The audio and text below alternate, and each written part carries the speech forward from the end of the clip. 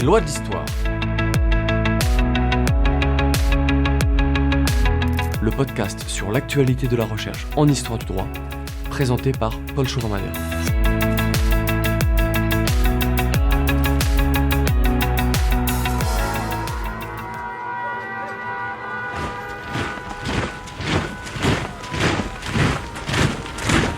Miliciens, faisons la France pure, bolcheviques, francs-maçons, ennemis, Israël, ignoble pourriture, écœurez la France vous vomit.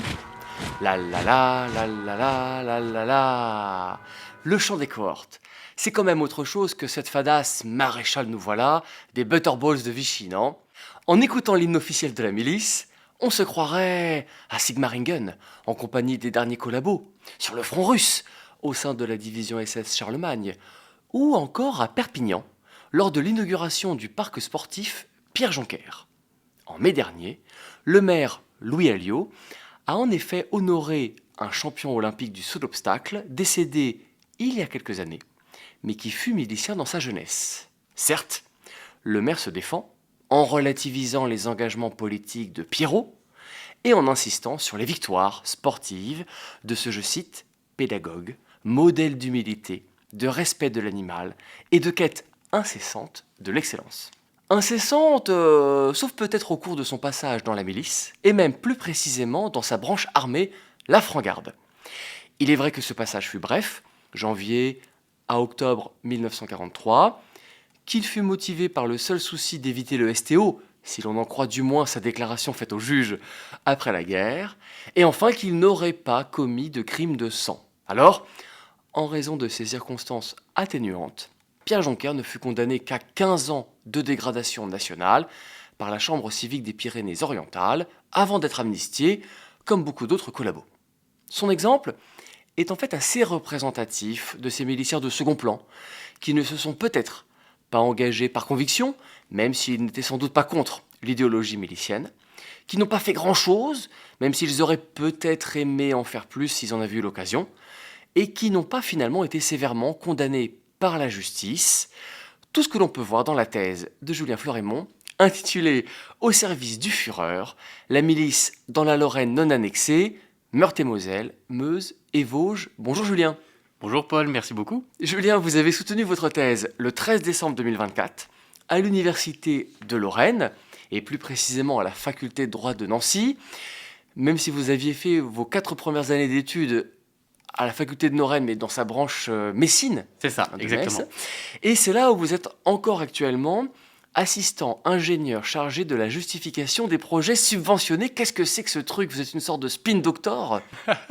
Alors, je ne sais pas si j'irai jusque-là, mais je fais partie en fait de la direction du budget et des finances de l'Université de Lorraine, et plus particulièrement de la cellule de justification des projets subventionnés. Donc, à ce titre, je suis chargé de vérifier que les subventions reçues par l'Université de Lorraine, dispatchés dans les différents laboratoires, sont correctement utilisés par les différents laboratoires. C'est-à-dire que je dois vérifier, par exemple, que les dépenses auxquelles les laboratoires se sont engagés sont effectivement faites et qu'il n'y a pas des dépenses qui n'étaient pas prévues par les conventions de subvention. Vous contrôlez l'utilisation des deniers publics, alors c'est très bien. C'est ça, et je conseille aussi les laboratoires si besoin, sur leur plan de financement par exemple, sur la durée des conventions, la durée des projets et ainsi de suite. Donc vous n'êtes pas spin doctor, mais vous êtes quand même docteur, grâce à votre thèse dont nous allons parler. Pourquoi d'abord avoir travaillé sur ce sujet? Alors pourquoi je suis arrivé dans le Master 2 Histoire du droit et conservation du patrimoine, qui est dirigé par le professeur Antoine Astin, enfin qui était dirigé à cette époque-là par le professeur Antoine Astin, et il m'a proposé de faire un mémoire pour me tester en fait. Je voulais déjà faire une thèse à ce moment-là, et le but c'était de me tester. Et le professeur Antoine Astin, travaillant déjà beaucoup sur la période de l'occupation, m'a proposé de travailler sur la milice française et sur les cours martiales. Dans le mémoire déjà. Dans le mémoire, exactement. Et pour ne pas non plus avoir un sujet qui soit trop volumineux, il m'a dit de travailler sur le cas d'un milicien de la région, Lorraine, et de trouver aux archives départementales un dossier qui serait intéressant à développer, qui aurait en fait suffisamment de matière à la fois pour moi, pour étudier, pour comprendre la milice, pour comprendre l'histoire de ce milicien, mais aussi pour que le mémoire soit suffisamment volumineux, en fait, et qu'il y ait suffisamment de matière sur laquelle réfléchir. Et après ce mémoire, vous avez décidé de continuer en thèse en élargissant en fait à non plus un seul milicien, mais tout un environnement régional. C'est ça, j'ai élargi le spectre, non pas à un milicien, mais en fait à toute la milice de Lorraine. Du moins à tous les miliciens que je pouvais retrouver. Dans cette Lorraine. Ça, c'est les origines de votre thèse. Et maintenant, passons à celle de la milice. Alors, j'ai cru comprendre, et on le voit d'ailleurs dans votre titre, que c'était Hitler lui-même qui l'avait voulu. Est-ce que c'est bien ça? Et si oui, pourquoi? Alors, je me réfère à Michel Cointet, dans son livre Histoire de la milice, qui est paru en 2013 et qui a été réédité récemment, qui prête à Hitler ses propos, disant qu'il voulait une bonne police. Il voulait une alliance avec la police. Il ne voulait pas l'armée. Parce que l'armée, il y avait trop de chances qu'elle soit anti-allemande. Et surtout, il ne restait qu'un contingent minime De l'armée armé. française. Ouais. Donc, il fallait des policiers qui soient suffisamment zélés, qui soient suffisamment aux ordres. Et pour maintenir l'ordre interne, pas pour aller combattre éventuellement contre les Allemands. C'est ça. L'idée, c'était de maintenir l'ordre à l'intérieur, tout simplement parce que les forces d'occupation n'étaient pas suffisamment nombreuses, n'avaient pas suffisamment d'effectifs pour maintenir l'ordre sur la totalité du territoire français. Il fallait des subalternes, en fait. Et pour autant, même si c'est un projet hitlérien, c'est les Français qui ont créé, c'est pas une loi nazie allemande qui a créé la milice, c'est les Français. Comment est-ce qu'ils l'ont fait juridiquement et pourquoi ont-ils participé à ça? Un point à savoir, c'est aussi que les nazis pointent toutes les lois parues en France. Donc, fatalement, ils donnent même implicitement leur accord à tout travail normatif qui est fait en France. Surtout en matière Ils en sont sécuritaire avisés. comme là. Surtout là. Et l'idée de cette loi française, en fait, il y a plusieurs intérêts qui viennent s'entrechoquer pour la milice. On a parlé de celui d'Hitler, qui veut une bonne police, qui veut un maintien de l'ordre. Il y a l'intérêt du gouvernement français, plus particulièrement de Pierre Laval, qui est chef du gouvernement à ce moment-là, qui, lui, voit en la milice un moyen de créer une garde prétorienne. Une garde pour son gouvernement et surtout pour sa place, en fait. Parce qu'il sait qu'il est menacé. Dans un nid de crabe. Exactement. Il est menacé par les ultra-collabos comme Doriot, comme Déa, qui rêvent d'une chose, c'est de prendre sa place. Donc la milice, elle vient aussi sauvegarder, ou du moins Laval l'espère, sauvegarder ses propres intérêts et sa propre place. Donc vous avez cette loi du 30 janvier 1943 qui institue la milice française en vue de constituer une élite pour maintenir l'ordre en France, oui, mais aussi animer politiquement la vie en France. Oui, c'est pas qu'une force de police ou parapolice, c'est aussi un groupe idéologique, un parti. Alors, un parti, j'irai peut-être pas jusque-là, parce que même s'il y a eu la volonté de créer des partis uniques dans l'État français, il y avait plusieurs partis qui étaient autorisés. Plusieurs partis ultra-collabos, évidemment, ou collabos comme le PPF, le Parti populaire français de Doriot, le Rassemblement national populaire de Déa, le francisme de Marcel Bucard, plus d'autres micro-partis. Avec lesquels il y a eu des concurrences d'ailleurs, avec la milice, j'ai cru comprendre. Exactement, c'est-à-dire que chaque parti avait aussi sa propre milice. Alors, en général, on distingue... quand on parle de la milice française, même si l'adjectif française est un peu galvaudé quand même, on met un M majuscule, et pour les autres milices des autres partis collabos, on met un M minuscule. Et donc cette milice dont on parle, avec un M majuscule, elle va se métamorphoser, devenir de plus en plus une force militaire, une force de police.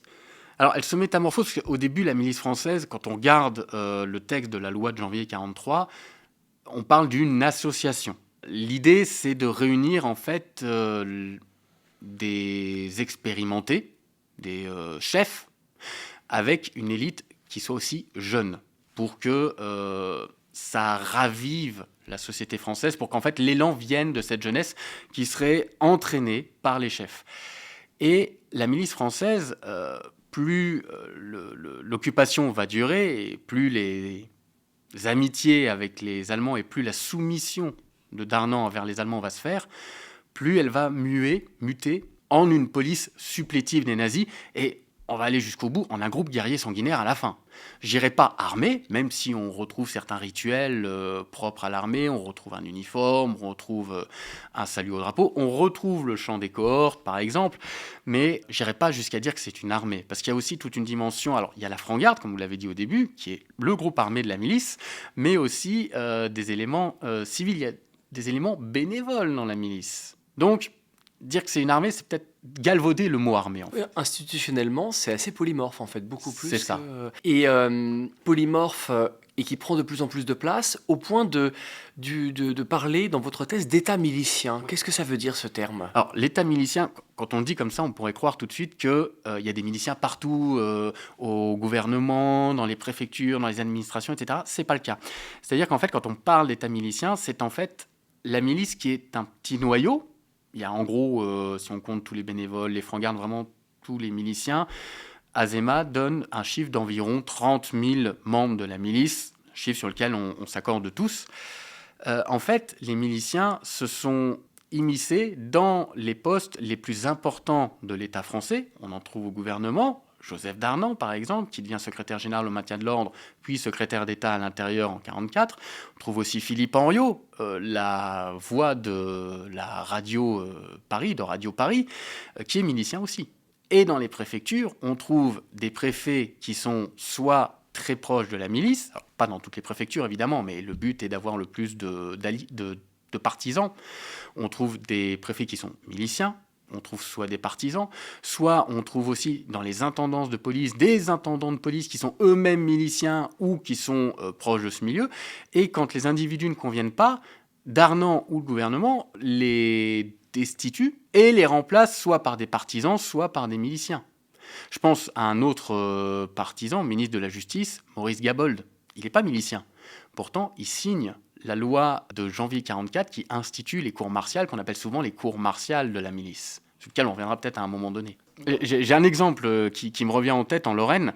Le préfet de la région de Nancy a reçu une note qu'on retrouve dans les archives départementales, dans les archives de la préfecture, une note dans laquelle un chef milicien de la zone sud, je ne saurais plus dire quel département ou quelle région, lui intime sans aucune subtilité l'ordre d'accueillir le prochain chef milicien qui va venir s'installer à Nancy.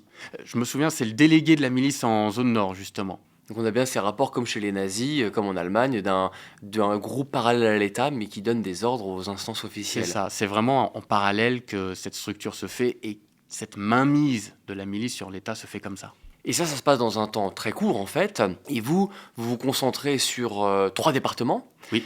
La Meurthe-et-Moselle, la Meuse et les Vosges.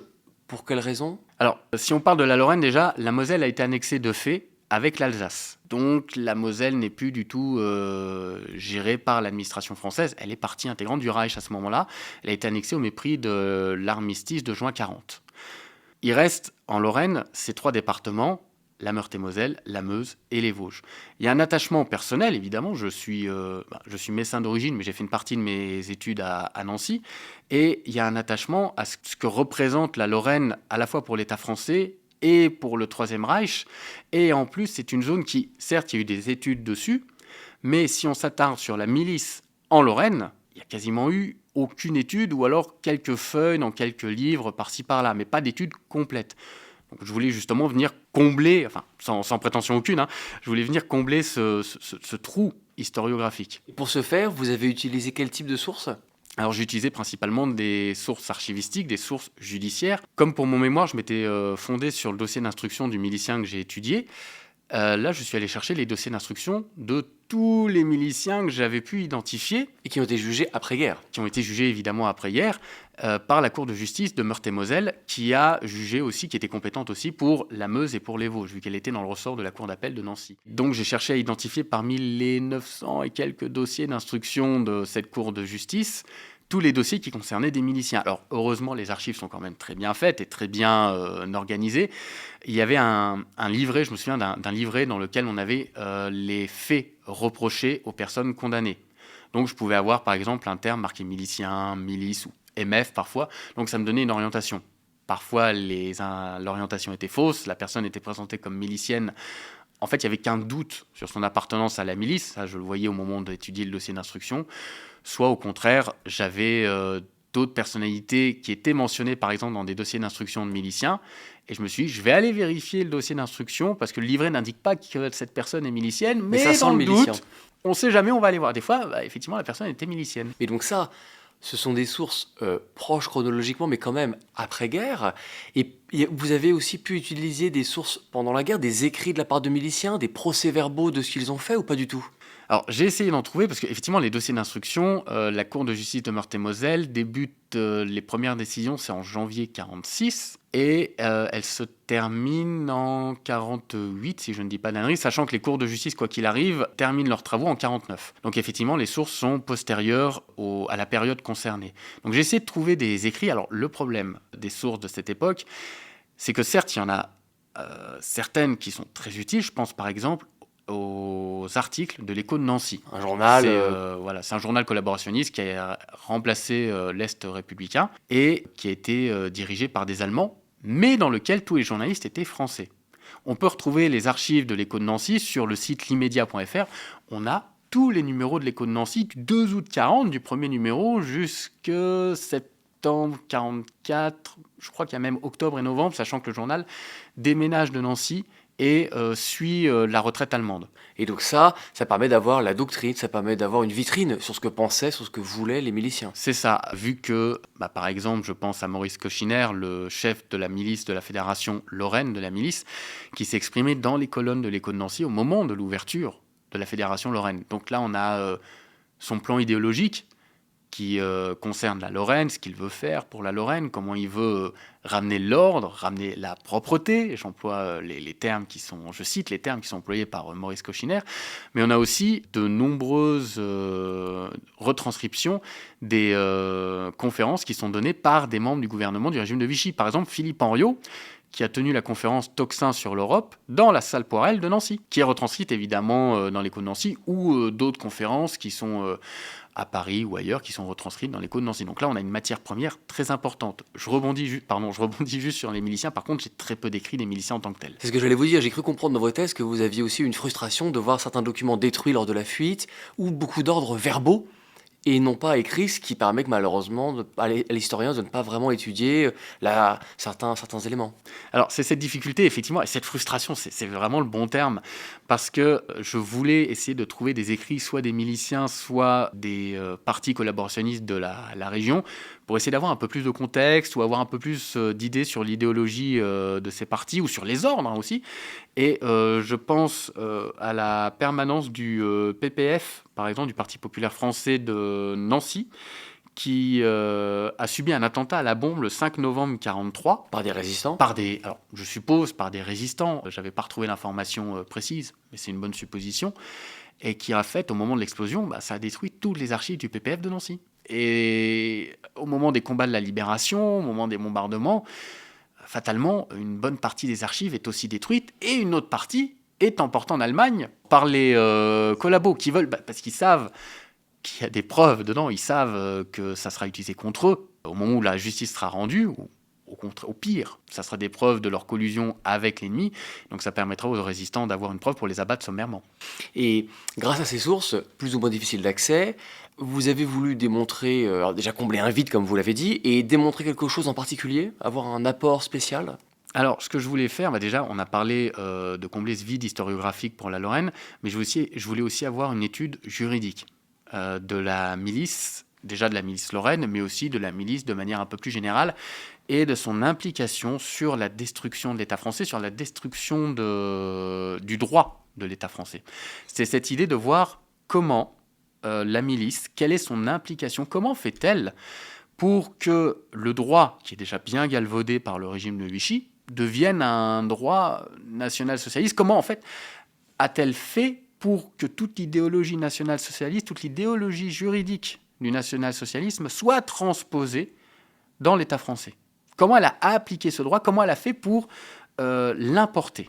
C'était ça, cette idée, c'était ça que je voulais démontrer dans ma thèse, et quel était le sort de l'État en tant que notion. Et ça, vous le démontrez dans un plan chronologico-thématique divisé en deux parties. La première se concentre sur l'année 44, durant laquelle la milice s'implante, dans cette Lorraine non annexée. Vous vous demandez quels hommes se sont engagés dans cette organisation, pour quelles raisons, pour y faire quoi, autrement dit.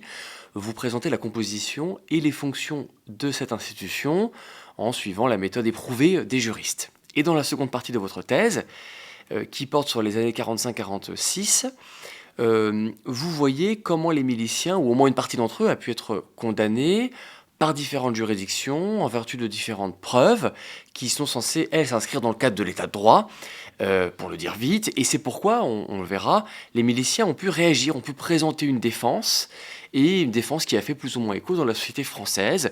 Voilà les éléments dont nous allons parler après une courte virgule musicale, pour reprendre le mot que m'a glissé mon doyen.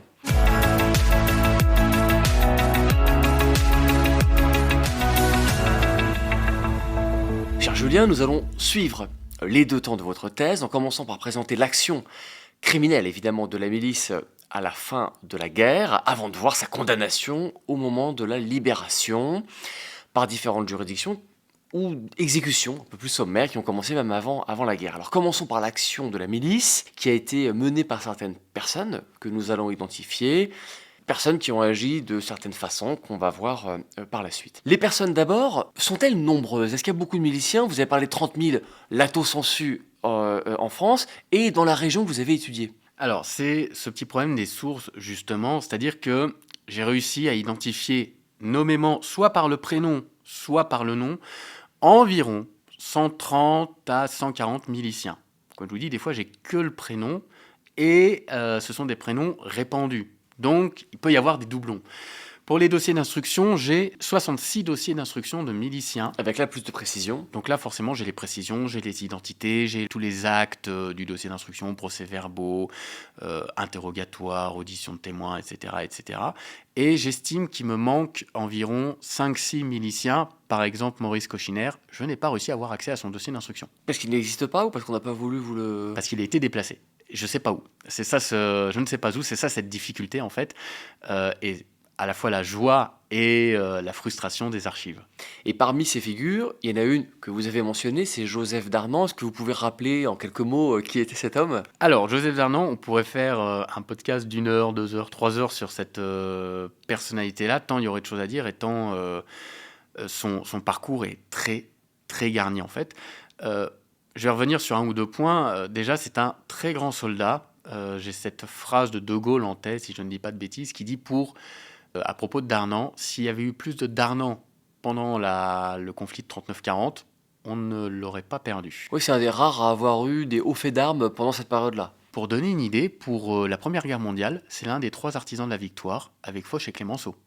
Je pense à l'un de ses plus hauts faits d'armes, qui est le 14 juillet 1918, où avec son unité, qui était surnommée les nettoyeurs des tranchées quand même, ils arrivent à s'infiltrer, récupérer des plans ennemis qui permettent le lendemain de contrecarrer l'offensive à Reims. Donc un grand soldat, mais qui a très vite pris le parti de la collaboration pure et dure. Alors, c'est un très grand soldat qui a une frustration, ce que beaucoup d'historiens pointent dans leurs études, c'est qu'il n'a jamais été officier. Il n'a jamais été fait officier, et on pense, et je suis d'accord avec ce point-là, que ça a fait naître en lui beaucoup de frustration et une certaine rancœur, je dirais, de ne pas avoir été promu officier. Et pendant l'entre-deux-guerres, en fait, c'est quelqu'un qui ne sait faire que la guerre, presque. C'est-à-dire qu'il aime la camaraderie qui naît dans les tranchées, il aime se sentir soldat, il aime les actions dynamiques. Et c'est ce qu'il recherche pendant l'entre-deux-guerres. Donc il constitue différents groupes à gauche et à droite. Il monte aussi, par exemple, une Plutôt à droite entreprise qu'à de gauche, déménagement. sans doute. Plutôt à droite, oui, c'est vrai. C'est vrai. Et il se rapproche de l'Action française à ce moment-là, pour laquelle il milite, si je ne dis pas d'ânerie. Il devient même camelot du roi, c'est-à-dire c'était les distributeurs du journal de l'Action française dans les rues. Et distributeur de coups aussi, je crois. Aussi, il faisait partie, je crois, qu'on appelait ça les commissaires des camelots du roi, ou les commissaires du roi, qui aimaient distribuer des coups de canne et provoquer les camps opposés. Et en dehors de cette figure de Darnan, qui, comme vous l'avez dit, a été au gouvernement, a été chef du maintien de l'ordre, il y a aussi des figures locales qui ont une certaine célébrité. Est-ce que vous pourriez nous en donner une? Alors, quand on regarde la manière dont fonctionne la milice et la manière dont fonctionne le national-socialisme, parce que c'est le fonctionnement elle-même, tout part des chefs. Dans le national-socialisme, le chef, c'est le Führer, le guide, qui dit il y a plusieurs Führers dans les régions, il y a plusieurs guides. En fait, tout est pyramidal. Tout part du Führer qui donne sa parole, qui va être transmise à ses officiers, qui va être transmise aux sous-officiers, et ainsi de suite, et ainsi de suite. Pour la milice française, c'est peu ou prou la même chose dans le sens où il y a un chef, Darnan, qui va ensuite donner la parole au chef des régions, et ainsi de suite. Et le chef de la région pour la Fédération Lorraine, c'est Maurice Cochiner, qui a un parcours très proche de Darnan, parce que lui aussi a milité à l'Action française. Il a d'abord été un donateur, puis il s'est fait connaître pour différents écrits dans le journal L'Action française, dans le journal éponyme de ce groupe. Il s'est fait connaître aussi pour avoir organisé avec les membres de l'Action française de Moselle et d'une partie de l'Alsace une manifestation contre le référendum dans la Sarre. Et il a aussi une certaine accroche locale, une certaine assise locale, parce qu'il est à la tête d'une entreprise de marbrerie à Nancy. Donc c'est quelqu'un qui est un peu connu politiquement, mais aussi connu civilement par les Nancéiens et peut-être un peu plus par les Lorrains. Et aussi un autre nom qui m'avait marqué dans votre thèse, c'est Michel Duc, hein, un petit jeune, mais très très actif. Voilà, parce que Maurice Cochiner, là où il a un parcours proche de Darlan, y compris ancien combattant de la Première et de la Seconde Guerre mondiale, on a d'autres personnalités qui ne sont pas d'anciens combattants.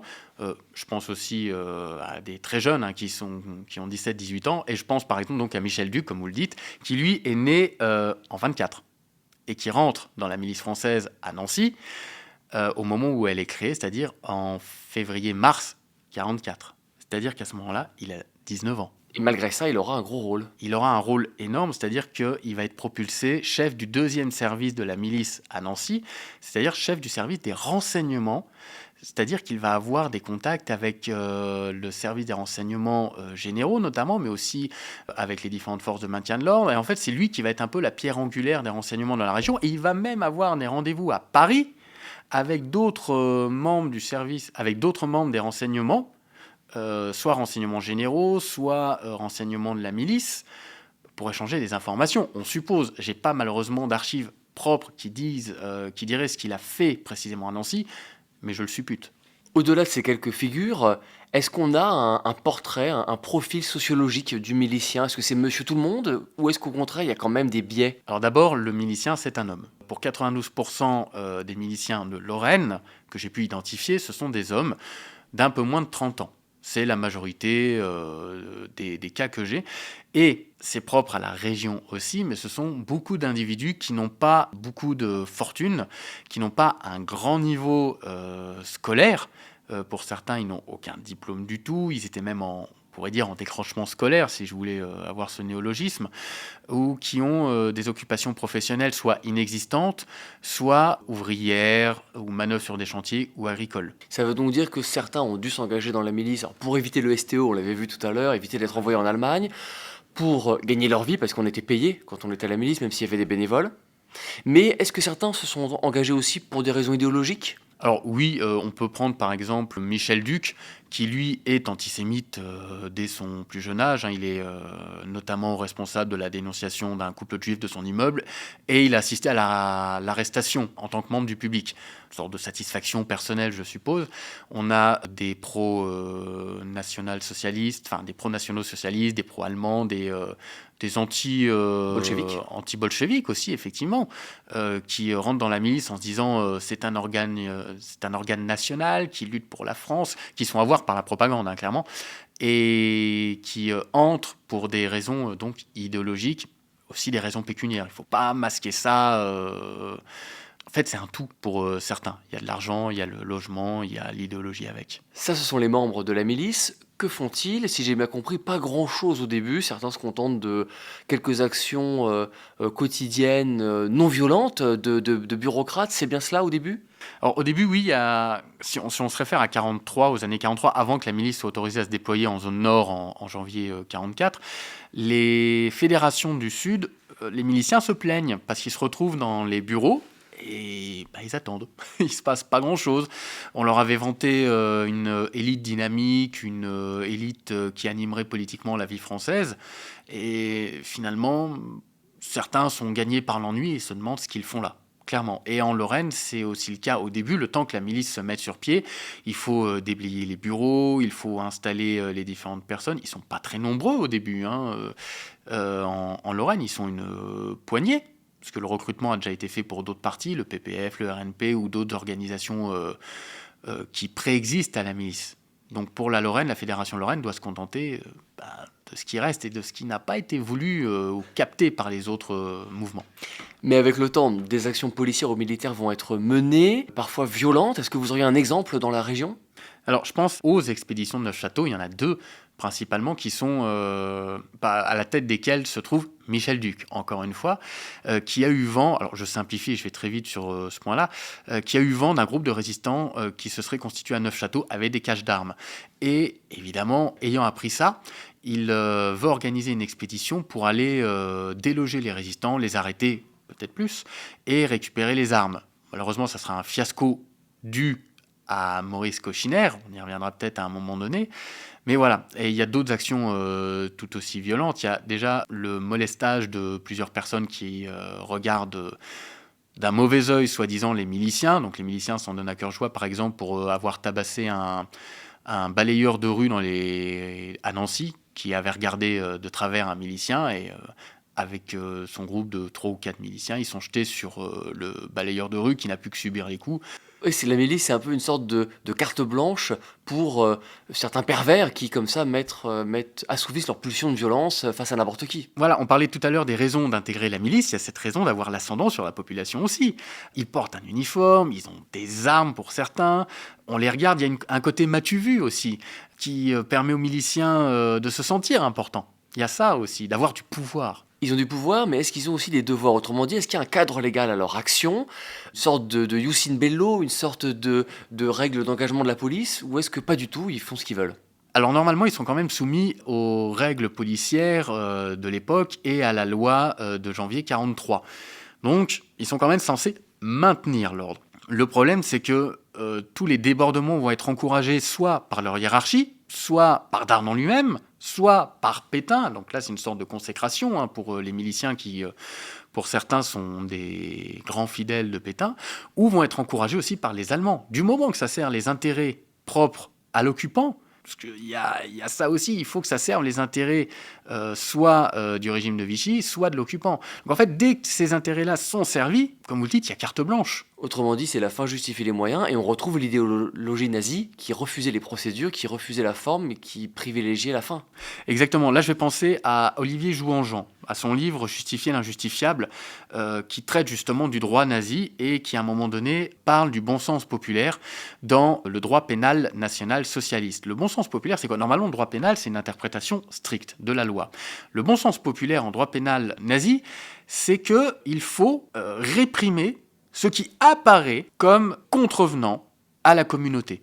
Si un acte est contraire aux intérêts de la communauté, alors on a cette autorisation, cette interprétation extensive du droit pénal qui permet de réprimer le dit acte, même si la loi pénale ne prévoyait pas la répression. C'est ce qu'on appelle le bon sens populaire, qui est théorisé par Carl Schmitt, et qu'à un moment donné, dans ma thèse, je parle de bon sens populaire milicien, pour justement exprimer l'idée que les miliciens ont cette même réflexion.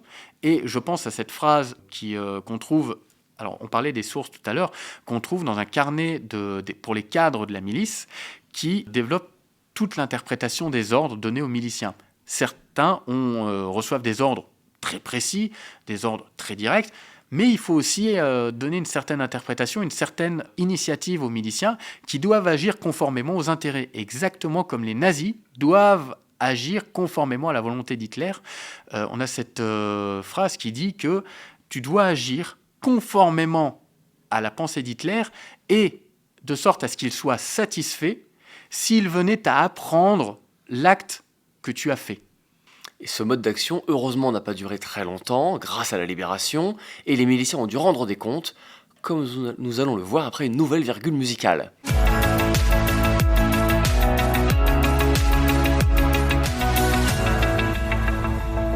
Les miliciens ont en effet été condamnés par divers tribunaux que l'on va présenter dans un premier temps, avant de voir pourquoi ces miliciens ont été ou pas condamnés, c'est-à-dire sur quel fondement et comment ils ont pu contrecarrer ou pas ces fondements. Comment les miliciens ont-ils été punis de 3 façons ? Via d'abord des exécutions sommaires, puis par des tribunaux militaires et enfin par des tribunaux spéciaux, des cours de justice. Commençons par le commencement, les exécutions sommaires. Vous le rappelez, elles ont commencé avant même la Libération, pendant la guerre, et c'est même à cette période-là qu'elles ont été majoritaires, je crois. Oui, alors pour ce qui est de l'épuration, en fait, il y a ce choix de considérer que l'épuration commence pendant l'occupation, parce qu'évidemment, il va y avoir des exécutions sommaires, des conflits armés entre résistants et collabos. Premier milicien tué, c'est Paul de Gassowski, le 24 avril 1943, donc on peut considérer qu'il fait partie de cette épuration. C'est-à-dire qu'ici, on n'a pas un procès en bonne et due forme, mais une balle dans la tête dans la rue. C'est ça, si je me souviens bien, c'est un milicien qui se promenait sur le trottoir et qui est exécuté par des résistants au moment où il passe. On a un chiffre à peu près du nombre d'exécutions sommaires? Alors là, je me réfère au dictionnaire La collaboration de François Broche qui compte environ 10 000 exécutions sommaires. Mais pas seulement de miliciens. De manière générale, de collabos ou d'exécutions sommaires au sens le plus large du terme. Exécution sommaire parce que faite sans débat contradictoire, sans procès, on pourrait parler d'assassinat, mais vu que c'est en guerre, on parle d'acte de guerre. Mais est-ce qu'il y a eu, après la guerre, des familles de miliciens, par exemple, ou d'autres collabos qui auraient saisi la justice pour homicide de leurs proches, éventuellement en niant qu'il s'agissait de collabos, et donc est-ce qu'il y aurait eu des résistants qui auraient été condamnés? Pour la Lorraine, je n'en ai pas connaissance, j'ai cherché. Pour d'autres régions, je suppose que oui, je ne suis pas allé dans le détail à ce niveau-là, si des familles ont saisi la justice. Je suppose, oui, comme vous l'avez dit, en niant le caractère collaborationniste qui a amené à l'exécution sommaire. En un sens donc, ces exécutions ont été couvertes par l'État, au moins par le silence, par l'absence d'action. Un État qui a néanmoins agi en essayant de canaliser ces exécutions sommaires, en les remplaçant par une justice, ou du moins par une justice militaire. Clémenceau aurait dit que c'était pas une vraie justice. Pourquoi on a commencé par confier la tâche de la répression en bonne et due forme à la justice militaire? Alors, on commence par la justice militaire tout simplement parce qu'on ne veut pas confier, enfin, une partie de la résistance ne veut pas confier la répression judiciaire des collabos à la justice civile en quelque sorte, aux tribunaux ordinaires, merci. Tout simplement parce qu'en fait, tous les magistrats ont prêté serment de fidélité à Pétain, hormis deux. Paul Didier Gasperou, si je ne dis pas d'ânerie, qui eux ont été évincés après de la magistrature. Donc il y a ce problème de confiance et la résistance veut éviter que la population se dise en fait ce sont des magistrats qui ont prêté serment de fidélité à Pétain qui vont juger ceux qui étaient fidèles à Pétain. Alors que les tribunaux militaires ne sont pas composés des militaires qui sont restés en France, c'est ça? C'est l'autre problème, c'est qu'on ne voulait pas non plus confier aux juridictions militaires, mais je ne vais pas rentrer dans le détail, il fallait bien qu'il y ait des juridictions qui prennent la part du travail. Et en fait, les juridictions militaires ne vont qu'entamer les procédures en attendant que soient constituées d'autres juridictions sui generis qui vont justement réunir tous les courants, toutes les qualités qui étaient demandées par les résistants. Et donc les juridictions militaires ont commencé le travail, mais est-ce qu'elles ont condamné? Est-ce qu'elles ont été sévères ou pas du tout? Alors pour la Lorraine, je n'ai pas de condamnation en tête. Au contraire, les dossiers d'instruction ont été entamés. Mais au moment de la libération pour la région de Nancy, c'est en septembre 1944, très vite va s'instituer une juridiction, la Cour de justice de la Meurthe-et-Moselle justement, qui va venir être saisie d'office de tous les faits de collaboration. Et donc cette saisine d'office va entraîner... C'est plutôt l'inverse, c'est une dessaisine d'office des juridictions militaires qui entraîne la saisie des juridictions de la Cour de justice de Meurthe-et-Moselle. Cour de justice, qui est une juridiction sui generis, vous l'avez dit, en quoi elle est spéciale? Alors, elle est spéciale parce qu'elle se rapproche en quelque sorte des cours d'assises. C'est-à-dire que vous avez des magistrats professionnels, oui, mais vous avez des jurés dans cette cour d'assises.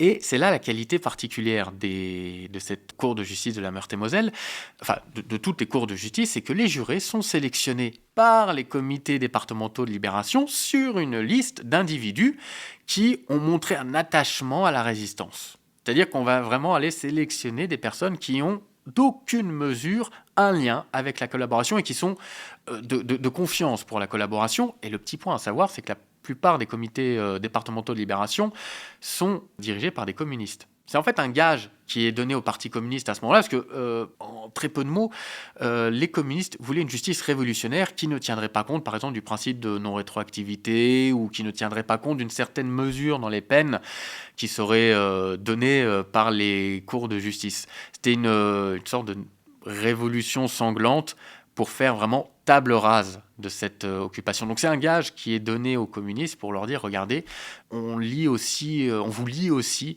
dans la répression judiciaire des collabos. Même si on met un peu de forme, et là-dessus on ne transige pas, on leur donne quand même les manettes en composant avec eux les jurys. C'est ça. Le but, c'est quand même d'avoir une justice républicaine qui va être une justice qui va restaurer la République. Pour De Gaulle et une partie des résistants, il faut que la justice soit républicaine, sinon il n'y aura pas de restauration de la République. Pas de confiance de la population et pas de restauration. C'est ça. Il faut à la fois qu'il y ait de la sévérité, mais en même temps qu'on montre que le droit est de retour. C'est ça le plus important. Un droit républicain, évidemment. Mais pour autant, ces membres choisis pour leur vertu, leur loyauté, leur résistance, n'avaient pas forcément de qualité juridique de compétences juridiques comme dans tous les jurys en fait. Non, ce sont des jurés vraiment assez classiques du point de vue des compétences. Voilà donc les 3 types de tribunaux, même si les exécutions sommaires ne sont pas forcément des tribunaux qui ont condamné les miliciens. On va se concentrer sur les 2 derniers, les 2 vrais tribunaux, pour comprendre les fondements des condamnations. D'un point de vue politique, on peut reprocher beaucoup de choses à nos miliciens, mais d'un point de vue juridique, quel crime leur a-t-on reproché exactement ? Alors, il y a déjà une ordonnance du 26 août 1944 qui crée l'incrimination d'indignité nationale. C'est-à-dire qu'en fait, dans ce texte, on voit que le simple fait d'avoir appartenu à la milice, et à tous les autres mouvements pro-collaboration, etc., entraînera de facto la condamnation à l'indignité nationale. De manière rétroactive. De manière rétroactive. C'est ça la petite entorse juridique qu'on fait à cette volonté d'avoir un droit républicain et un droit qui respecte tous les principes du droit pénal. En dehors de cette indignité nationale, il y a aussi de la trahison, non ? Alors là, c'est là où on va retrouver vraiment le principe de non-rétroactivité, c'est-à-dire que toutes les incriminations existantes, comme la trahison, les intelligences avec l'ennemi, l'espionnage, les atteintes à la sûreté de l'État, préexistent à tous les faits qui ont été commis, parce que c'est tiré du code pénal qui était déjà en vigueur en 1939. On les retrouve dans les articles 70 et suivants du code pénal de 1939. Et donc là, en l'espèce, on va appliquer effectivement la législation antérieure pour condamner des gens qui ont de fait utilisé les armes contre la bonne France au faveur de la mauvaise France et indirectement des Allemands. C'est ça. Et comment, pour le cas des miliciens précisément, est constituée l'infraction ? Est-ce que c'est par le seul fait d'appartenir à la milice, comme vous le disiez pour l'indignité nationale, ou est-ce qu'il fallait, notamment pour les autres incriminations, prouver des actes en particulier ? Alors, pour prouver les actes, il y a quelque chose qui a été assez pratique dans mes recherches, et je pense pour tous les chercheurs qui travaillent sur la milice française. C'est comme je vous l'ai dit tout à l'heure, en fait, les miliciens sont très m'as-tu vu. Et ils ne se cachent pas pour passer à tabac les personnes qui les regardent de travers ou pour être en lien directement avec les autorités allemandes. En fait, c'est de notoriété. C'est-à-dire que dans les dossiers d'instruction, on a beaucoup de témoignages qui viennent corroborer l'appartenance à la milice, mais aussi à les crimes de trahison, d'intelligence avec l'ennemi. À partir du moment où vous avez un nombre de témoins qui viennent expliquer avec moult détails et beaucoup de précision, et qui sont les mêmes précisions données par chaque témoin, les activités d'un milicien et ses liens avec la police allemande, la preuve est assez éclatante en fait. La preuve est éclatante, peut-être pas aux yeux des miliciens. Autrement dit, est-ce qu'ils admettent ? Est-ce qu'ils relativisent ? Est-ce qu'ils se cherchent des excuses ? Comment se défendent-ils ? Alors déjà, pour les miliciens, avoir appartenu à la milice n'est pas un crime en soi, parce que pour certains, il y avait cette croyance que la milice, c'était une organisation, je dis bien pour eux, c'était une organisation patriotique qui servait les intérêts français. Donc pour eux, c'est pas un crime d'y avoir appartenu. Et pour d'autres, leur axe de défense, ça va être des justifications basées, comme on en avait parlé au début, sur leur situation personnelle, sur le manque d'argent, sur le manque de nourriture, sur leur volonté d'être quelqu'un, sur leur croyance de protéger les intérêts français. En fait, ils vont surtout essayer de décharger leurs responsabilités, soit par rapport à ce qu'ils pensaient, soit sur leur chef, en disant oui, moi je n'étais qu'un petit milicien, je n'étais qu'un petit troufion en quelque sorte. Le vrai responsable, c'est mon chef qui m'a donné tel ordre. Et là, on revient sur la question des ordres, et là, on peut retrouver justement certaines preuves d'ordre qui ont été données. Mais à vous lire et en repensant à ce que je disais dans l'introduction, c'est assez drôle de voir qu'après la guerre, à lire ces miliciens, personne en fait n'a rien fait, personne n'est venu par conviction, alors que pendant la guerre, ils se vantaient, ils assumaient, ils recherchaient l'action. Un paradoxe. C'est ça. Alors il y a certains miliciens qui assument tout à fait d'avoir été miliciens, d'avoir œuvré en faveur du national-socialisme. Ils sont une poignée, et en général ce sont les plus anciens qui ont une forme de Panache. panache, oui, de baroud d'honneur, d'honnêteté, on va dire, de reconnaître les actes qu'ils ont faits. Et, petit détail quand même, en général, quand ils le font, ils vont donner les noms des autres miliciens avec qui ils étaient. Donc, c'est aussi une manière de travailler avec la justice républicaine en espérant, je pense, avoir une peine amoindrie. Puisqu'on parle de peine justement, est-ce qu'ils ont été lourdement condamnés ou est-ce que leur discours ou d'autres facteurs ont limité les peines appliquées aux miliciens ? Alors étonnamment, j'ai beaucoup de dossiers dans lesquels j'ai des circonstances atténuantes qui sont reconnues, soit en raison des circonstances, soit de leurs explications, soit de leur âge. Je pense à un milicien, Joseph P., qui n'avait que 17 ans quand il s'est engagé en juin 1944 dans la milice. En juin 1944, après le débarquement même, qui lui a été remis à ses parents jusqu'à sa majorité. D'autres miliciens ont été condamnés avec une, je ne vais pas dire avec clémence, mais c'est l'entre-deux. Il y a eu un équilibre entre la sévérité et la clémence quand même, et je n'ai aucune condamnation à mort qui a été exécutée. J'en ai quelques-unes, certes, mais ces condamnations ont été commuées en travaux forcés, soit à perpétuité, soit à 30 ans, soit de l'emprisonnement. Commués par le président de la République, par le chef de l'État, par... En général, oui. Et parmi ces condamnés, ou en tout cas jugés, j'aimerais bien qu'on reparle de Michel Duc, Oui. dont on a parlé tout à l'heure. Qu'est-il devenu ? Alors lui, c'est la pierre angulaire de la milice de Lorraine. Comme on l'a dit tout à l'heure, c'était le chef du service des renseignements. Et en fait, à un moment donné, il trouve la milice trop molle et il profite de son éviction par le chef d'alors, qui n'est plus Cochinère, qui est un certain Prost, pour se mettre vraiment au service de la SD, enfin du SD de Nancy. SD ? La Sicherheitsdienst, la police allemande, pour laquelle il travaillait déjà. Et il va suivre le mouvement de retraite de la police allemande et il va disparaître jusqu'aux années 50. C'est-à-dire qu'il revient en France en 1954, j'aurais envie de dire comme une fleur presque. Il a 30 ans à ce moment-là et il vient se constituer prisonnier. Sauf que, comme je vous l'ai dit tout à l'heure, les cours de justice n'existent plus depuis 1949. Elles ont fini leur travail. Donc il va se retrouver devant le tribunal aux armées de Paris et il va être défendu par un certain Jean-Louis Tixier-Vignancourt. Qu'on connaîtra pour d'autres affaires. Voilà, je laisserai ceux qui veulent faire leurs recherches.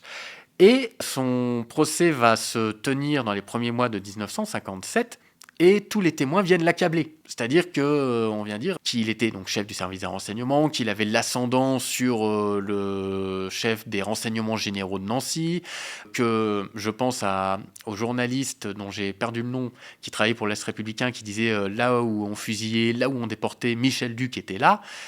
Il va y avoir un témoin qui va venir en sa faveur. Sauf que je ne serai pas capable de vous dire ce qui a été dit, parce que le procès s'est tenu à huis clos.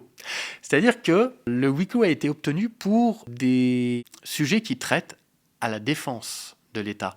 Qu'en fait, on comprend de manière subtile que Michel Duc, à un moment donné, a été un agent au service de la France. Après la guerre. Après la guerre, évidemment, après la guerre. Et que ce témoin, on ne peut pas ne pas mettre le huis clos parce que tout ce qu'il va dire intéresse la sécurité. Et Maître Tixier-Vignancourt et Michel Duc comptaient sur ce témoin pour avoir une peine qui serait très faible en fait. Finalement, il sera condamné à 10 ans de travaux forcés. Ce qui, eu égard à tout ce qu'il a commis, est peu cher payé en fait. Donc, il va exécuter sa peine ou... Il va exécuter sa peine. Malheureusement, je n'ai pas beaucoup plus d'indications à vous donner sur ce qui s'ensuit. Je ne sais pas où il l'a exécuté. Je ne sais pas ce qu'il est advenu de lui après. Mais il me semble qu'il est retourné à la vie civile alors qu'il a une petite trentaine d'années et tous les faits qu'il a commis. Après avoir été peut-être un honorable correspondant. Merci beaucoup en tout cas, Julien Florémont, d'avoir répondu à mes questions, qui donne un petit aperçu de votre thèse, dont je rappelle le titre, Au service du Führer, la milice dans la Lorraine non annexée, Meurthe-et-Moselle, Meuse et Vosges. Une thèse déjà disponible sur internet pour les enseignants-chercheurs du moins, qui peuvent consulter le texte sur le site thèse.fr. Est-ce qu'elle sera également publiée un jour, votre thèse ? Alors je travaille dessus parce qu'il y a encore quelques scories et quelques compléments que je voudrais ajouter. Mais je voudrais vraiment qu'elle soit publiée, ça serait un grand honneur. C'est tout le mal que je vous souhaite, merci beaucoup. Merci beaucoup.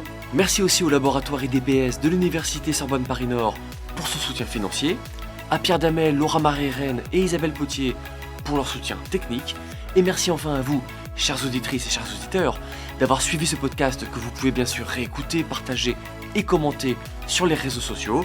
En attendant le prochain épisode des Lois de l'Histoire, le podcast sur l'actualité de la recherche en histoire du droit.